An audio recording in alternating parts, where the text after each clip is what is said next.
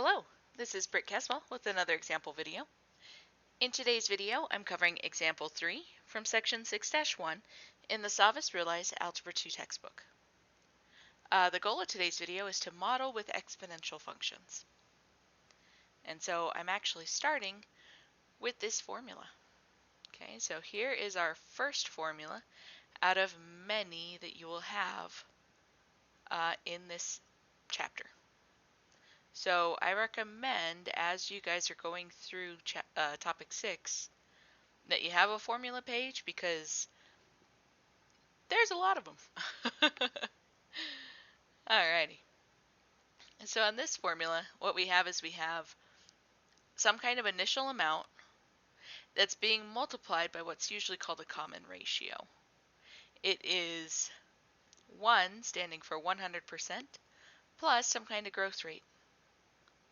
Now this could also be a decay rate. It could be a negative value for r. So just be aware this could also look like 1 minus r if, I don't know, in this case it's population, if our population is shrinking or something like that. And then x is our time in years.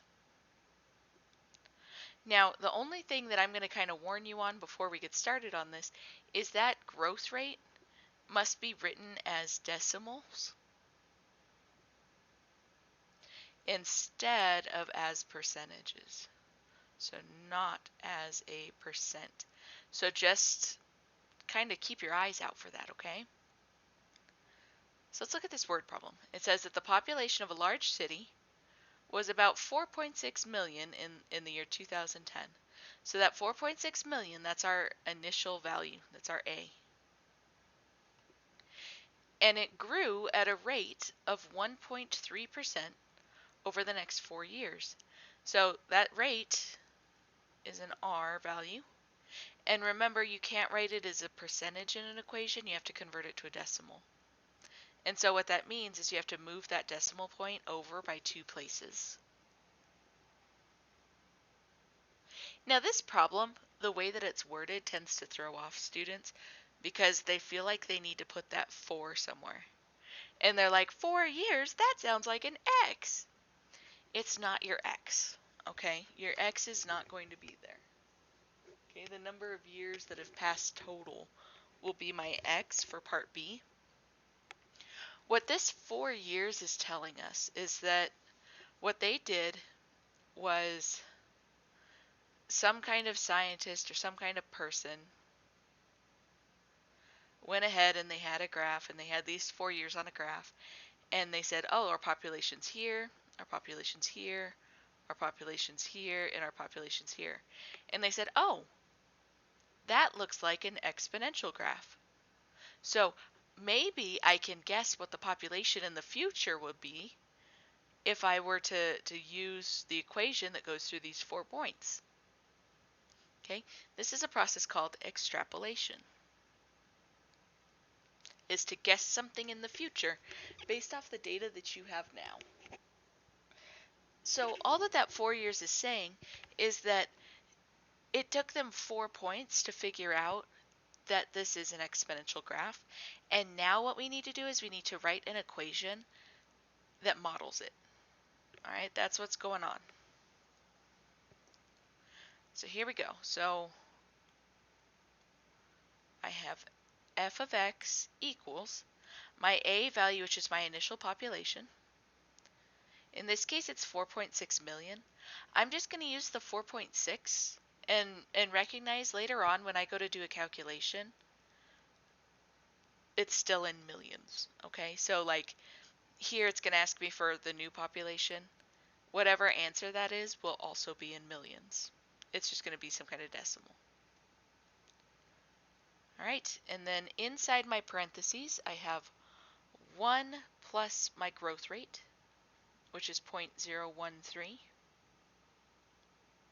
And remember, that 1 stands for the 100% of the population that's there.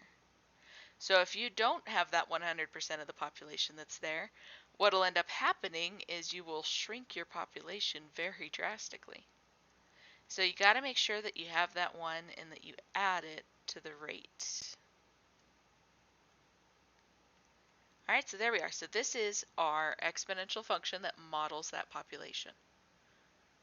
All right. So now part B says if that population continues to grow at the same rate, they're wondering what the population will be in 2040.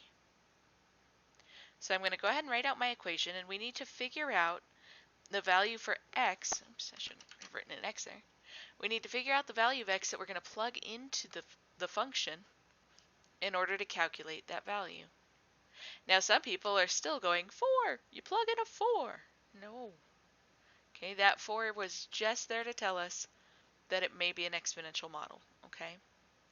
What we need to do is we need to look at the number of years that have passed. So when they first developed this model, it was in 2010, and now we're looking at the population for 2040. So I need to figure out from 2010 to 2040 how many years has gone by. That would be 30 years. And so that's what I'm plugging in for my x value. Okay, so don't get thrown off by that 4. Keep your eye on the prize, okay? So what I'm going to do with this is I'm actually just going to take it straight to Desmos to do the calculation, just because that's what shares on my screen easiest. Most of you guys need to do it with like a TI calculator, which is cool. I don't really need the f of x on here, right? I could just do the 4.6. Now, if you are using a calculator that's a little less advanced than Desmos, remember you need to calculate the exponent before you multiply by 4.6, okay? So make sure that you deal with the 1.013 and then times it by 4.6. All right, so in this case, I'm just going to take a snip of that so that I can put it back on my Jamboard. But in this case, what we have going on is we have an answer of about 6.77, yada, yada, yada. Now, remember how I said that that's in millions? All right, so what they did was they said 4.6 million, so I'm just going to go to the 10th place as well when I go to answer it. All right, so the 10th place, in this problem would need me to round. So the population would be approximately 6.8 million in the year 2040 if the trend continues. So some of my phrasing there is kind of setting you guys up for statistics, where we do a lot of extrapolation. All right, so now let's take a look at one more of these. So in this one, they have a factory that purchased a 3D printer in the year 2010. And so the value of the printer is modeled with this function here. Now notice the number that is being raised to an exponent, this is less than 1, right? So if I'm multiplying by a value less than 1, the value of this printer is shrinking over time. All right, this idea is known from accountants as depreciation, where something becomes worth less over and over and over throughout time.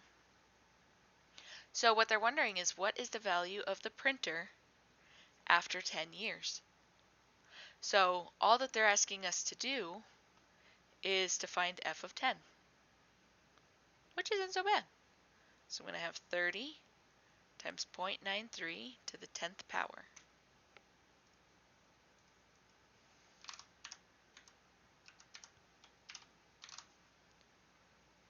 All right, so when I do that,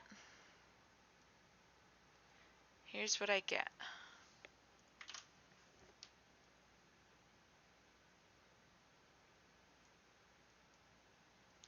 Now, oh, I put 10 there, didn't I? I didn't put 30. Ooh, I'm glad I brought that over to look. There we go. So make sure that you're looking closely at what you're typing in, right?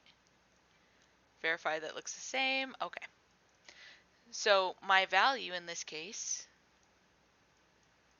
says 14.519.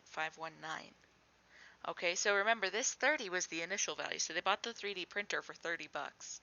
So the value now, in terms of money, the value 10 years later for the printer is, and again it's money, so you want to answer it in money, 1452. So it took 10 years, and it looks like the printer value kind of cut in half, right? And so part B is asking about when the printer loses more value during the first 10 years or the second 10 years. And so what we're really doing here is we're looking for slope. Where's my graph? Is it 'cause I didn't put y equals? Ah, there we go. So what I'm doing is I'm taking that equation, all right, I'm taking this function before I plug in the number 10, and I'm putting it into a graph on Desmos. And now I'm going to take a screenshot of it, and we're going to write about it a little bit.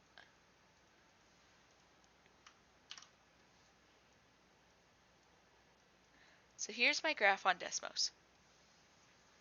So you could see on the graph right here is our initial value, which is the 30. And what I'm going to do is I'm going to find what's called the average rate of change, which just means the slope between the first 10 years, which is this red line, and between the second 10 years, which is going to be this yellow line.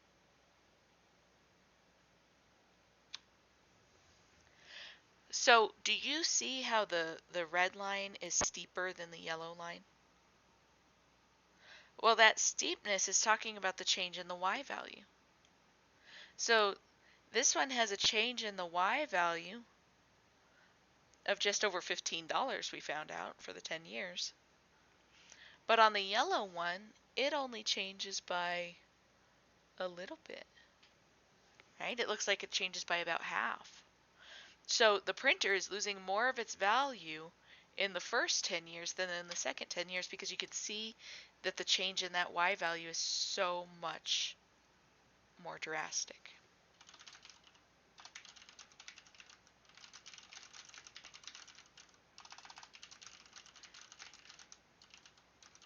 And of course, because you have a word problem, you always want to answer in a word solution, right?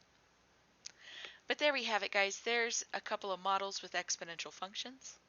Until next time.